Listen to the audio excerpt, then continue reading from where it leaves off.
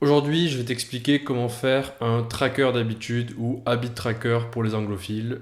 C'est parti. Lorsque j'ai voulu sortir de dépression il y a 1 an et demi, j'ai découvert plein de nouvelles bonnes habitudes à prendre. Globalement, j'ai découvert le monde du développement personnel. Mais pour moi, c'était beaucoup trop. J'avais encore beaucoup trop de choses à faire pour me rajouter en plus des habitudes. Méditer tous les jours, faire du sport tous les jours, écrire dans un journal, manger mieux.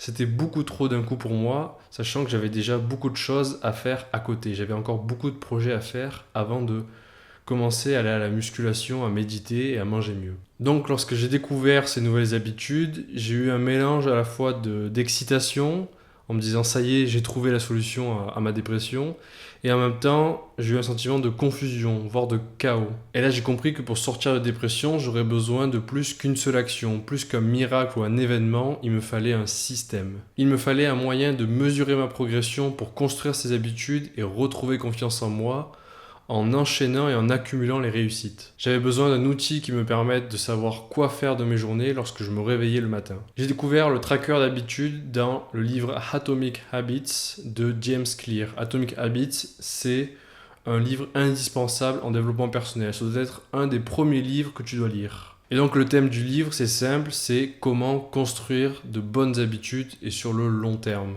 Et l'idée principale du livre, c'est que tes objectifs, tes ambitions doivent s'abaisser à la hauteur de ton système. Autrement dit, dans son livre, James Clear valorise l'idée de processus, de répétition, plutôt que l'idée d'objectifs, d'événements ou de destination. C'est très bien d'avoir des objectifs, mais tu ne les atteindras jamais si tu n'as pas d'habitude, si tu ne construis pas une répétition d'actions. Mais entre nous, la répétition d'une action, d'une habitude, c'est un petit peu la partie la moins séduisante. C'est celle qu'on ne montre jamais dans les films. On montre toujours dans un montage rapide l'entraînement. Par exemple, dans Rocky, on montre son entraînement.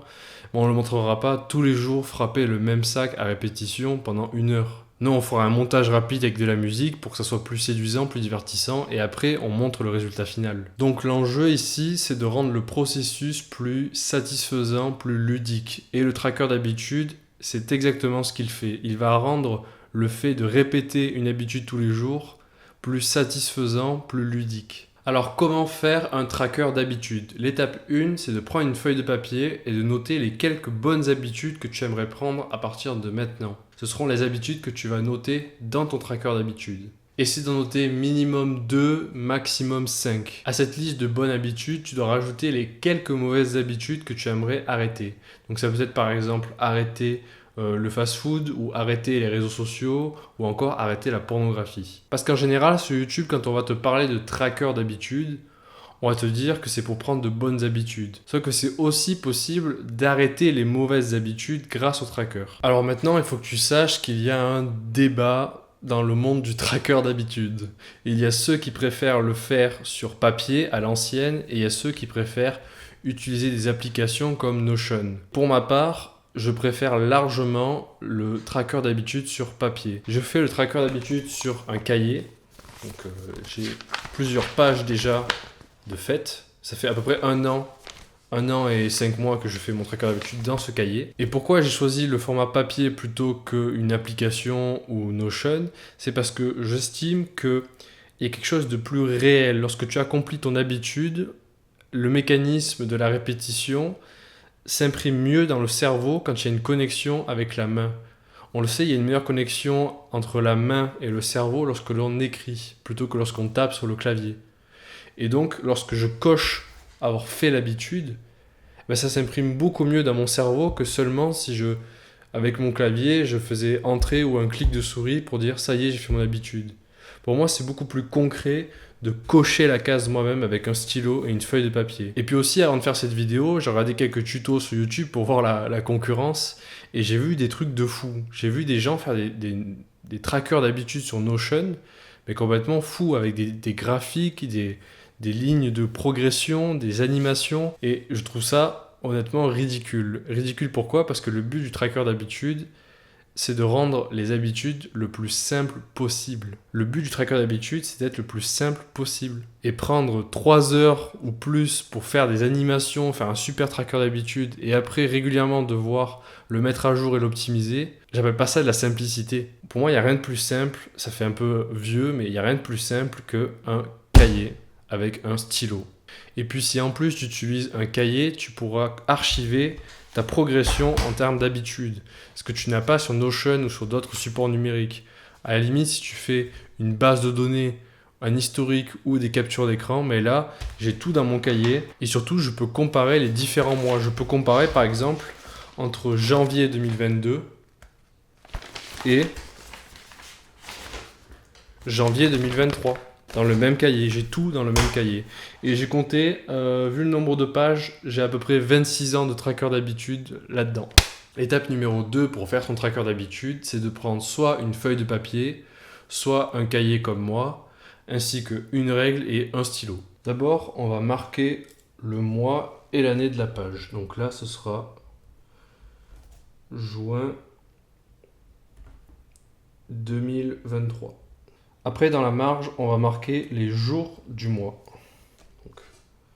D'abord, il faut laisser une ligne de vide pour les habitudes. Et à partir de la deuxième ligne, on marque 1, 2, 3.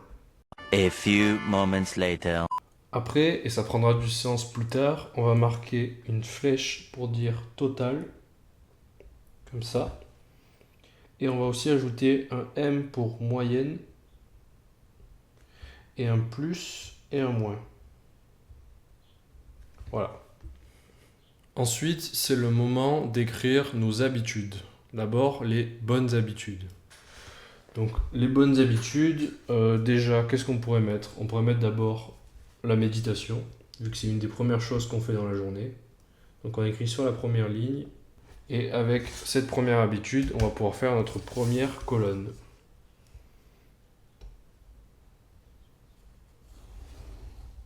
Voilà, maintenant on a notre première colonne pour notre première habitude. Maintenant passons aux autres habitudes. Comme deuxième habitude, on peut mettre par exemple la musculation. Moi je mets WO pour workout. Et là c'est pareil, on va faire à nouveau une colonne. Il faut laisser environ 2 cases entre chaque colonne et je vais t'expliquer après pourquoi. Ensuite, il y a une autre habitude pour moi qui est essentielle, c'est tout simplement celle de travailler. Que ce soit des études ou de la recherche ou de faire des vidéos, travailler, c'est une habitude à prendre essentielle. Quand il s'agit de travailler, moi je mets 20%. 20% en référence à la loi de Pareto qui dit que 20% des efforts produisent 80% des récompenses. Donc je ne cocherai pas cette case si seulement je lis un livre ou je fais quelques petites tâches par-ci par-là. C'est seulement lorsque j'aurai fait mes 20% de la journée que je pourrai cocher cette case. Donc dans mon cas, mes 20% c'est faire des vidéos. Une autre habitude qui d'après moi est essentielle en développement personnel, c'est de tenir un journal tous les jours. Journal. Et maintenant, d'après moi, on a l'essentiel des bonnes habitudes quotidiennes en développement personnel. Maintenant, comme tu peux le voir, on a tout un espace vide. Et cet espace vide va servir soit à rajouter des habitudes plus tard, soit à rajouter des mauvaises habitudes à arrêter. Donc on peut mettre par exemple arrêter YouTube. Donc je vais mettre NY, no YouTube. Bien sûr, quand je parle d'arrêter YouTube, je parle d'arrêter de consommer YouTube. Je parle d'arrêter de consommer les formats courts, les shorts. Je ne parle pas d'arrêter ma chaîne YouTube. Une deuxième mauvaise habitude à arrêter et qui est satisfaisante à cocher lorsqu'on ne l'a pas fait, c'est d'arrêter la pornographie. Donc pour la pornographie, on va mettre NF, NoFap. Et donc tout l'espace vide qui nous reste va servir à rajouter des bonnes habitudes. Par exemple, si tu veux, tu peux rajouter faire son lit ou s'étirer le matin ou prendre une douche froide. Personnellement, j'ai pas besoin du tracker d'habitude pour le faire tous les jours. Aujourd'hui, si tu as vu ma vidéo sur ma routine qui m'a sorti de dépression, tu sais qu'aujourd'hui, c'est plus un problème pour moi, c'est un mécanisme dans mon cerveau, c'est automatique. Mais si toi, par exemple, de ton point de vue, tu as besoin de cocher une case tous les jours pour dire que tu as pris une douche froide, si c'est dur pour toi de prendre une douche froide tous les jours, alors tu peux rajouter douche froide. Là, je donne seulement un exemple, mon tracker d'habitude, mais tu peux prendre d'autres habitudes suivant ta situation personnelle. Et donc maintenant, on va faire toutes les cases. Tac, tac, tac, tac, tac, Voilà, j'ai enfin fini mes colonnes et maintenant pourquoi j'ai laissé du vide entre chaque colonne d'habitude et pourquoi à la fin il y a un total, une moyenne et un plus et un moins. Ça, c'est ma petite spécialité à moi. Je traque pas seulement si j'ai fait ou pas mes habitudes, mais je traque aussi le temps passé sur chaque habitude. Alors comment je fais pour savoir à chaque fois le temps exact de chaque habitude? Eh bien, j'utilise soit des applications, soit j'utilise tout simplement un chronomètre en ligne. Alors par exemple pour la méditation, comment je sais exactement combien de temps par jour je médite? J'utilise l'application Medito. J'en ai déjà parlé dans une vidéo précédente sur les applications. J'utilise Medito pour savoir chaque jour combien de temps je médite. Ensuite, pour la musculation, j'utilise l'application Strong. Là, c'est pareil que Medito. Tous les jours, l'application me dit exactement le temps passé à faire du sport, en tout cas durant ma séance. Ensuite, pour le travail, pour les 20% de la loi de Pareto, j'utilise un chronomètre en ligne. Tu tapes chronomètre sur Google et tu trouveras plein de chronomètres en ligne. Enfin, pour le journal, j'utilise aussi un chronomètre en ligne ou alors j'utilise ma montre parce que j'aime pas trop utiliser les écrans, les téléphones le matin quand j'écris dans mon journal. Donc j'utilise ma montre, je regarde l'heure et je me dis ok, je commence à écrire maintenant. Enfin, et là c'est plus compliqué, pour YouTube j'utilise tous les matins l'historique pour voir la veille combien de vidéos en format court j'ai regardé. Bien sûr je compte pas les podcasts de 3 heures, ça compte pas. Mais je compte tous les jours le temps perdu à peu près sur les vidéos et je rajoute 5 à 10 minutes de recherche, de scrolling et on a à peu près le temps perdu chaque jour sur YouTube. Pour la pornographie, c'est plus compliqué parce que souvent tu t'amuses pas à te chronométrer avant, tu perds souvent le repère du temps, mais j'essaye d'être le plus précis, ou en tout cas j'essayais parce qu'aujourd'hui, tu le sais, si tu as vu ma vidéo, j'ai arrêté la pornographie. Mais toi, dans ton cas présent, si tu veux arrêter la pornographie, essaye d'avoir une certaine idée du temps perdu. Alors c'est approximatif et essaye toujours de surestimer le temps parce que souvent tu vas penser ouais, c'était que 10 minutes, en réalité c'était plus 30 minutes. Donc comment utiliser ton tracker d'habitude? C'est simple, si par exemple le 1er juin tu médites, tu vas faire un V. Alors moi j'utilise plutôt un stylo vert, ça fait plus contrasté avec les mauvaises habitudes qui sont en rouge. Mais imaginons qu'aujourd'hui tu aies médité, tu aies fait de la musculation et tu aies fait ton travail le plus essentiel. Alors tu vas marquer un V dans chaque case. Imaginons par exemple que tu n'aies pas écrit dans ton journal, tu n'as pas eu le temps ou tu as oublié. Alors tu vas faire une croix. Pourquoi faire des croix plutôt que juste laisser vides les cases lorsque tu n'as pas fait l'habitude? C'est parce que lorsque les cases sont vides, tu ne sais pas si tu as oublié de faire l'habitude ou si tu as oublié de noter que tu avais fait l'habitude. Donc si tu marques une croix, tu es certain que tu as oublié de faire l'habitude. Donc en général, les croix, je les marque le jour suivant. Tant que c'est pas minuit, je peux toujours faire l'habitude. Et pour ce qui est des mauvaises habitudes, là c'est l'inverse. C'est lorsque tu ne les as pas faites que tu peux marquer un V. Lorsque tu les as faites, tu marques une croix. Et lorsque tu les as faites et que tu sais à peu près le temps que tu as passé sur tes mauvaises habitudes, tu marques en rouge, en négatif, le temps perdu. Imaginons par exemple qu'aujourd'hui tu aies passé 15 minutes sur YouTube, tu vas marquer en rouge moins 15 minutes. Et donc, si tu marques tous les jours le temps passé sur chaque habitude, à la fin, tu vas pouvoir faire un total en heures de chaque habitude. Puis après, tu vas pouvoir faire une moyenne en divisant par 30. Et enfin, tu vas pouvoir faire un plus et un moins. C'est-à-dire que tu vas pouvoir comparer par rapport au mois précédent. Alors là, si c'est ton premier mois, c'est la première fois que tu fais un tracker d'habitude, tu vas rien marquer, bien évidemment. Mais imaginons qu'en mai 2023, tu aies médité en moyenne 30 minutes par jour. Donc tu écris dans ta moyenne 30 minutes par jour. Et imaginons qu'en juin, tu n'aies médité en moyenne que 20 minutes par jour. Alors tu vas prendre ton stylo rouge et tu vas marquer dans plus et moins 10 minutes. Et tu vas faire ça pour chaque habitude. Parce qu'il ne s'agit pas seulement de savoir si tu as fait l'habitude, il s'agit aussi de savoir si tu as progressé dans cette habitude. Et le temps, c'est une mesure imparfaite, mais c'est déjà une première mesure. Et surtout, par exemple, pour le travail, c'est un indice de progrès si tu as travaillé 30 minutes un jour et puis 4 heures le jour suivant.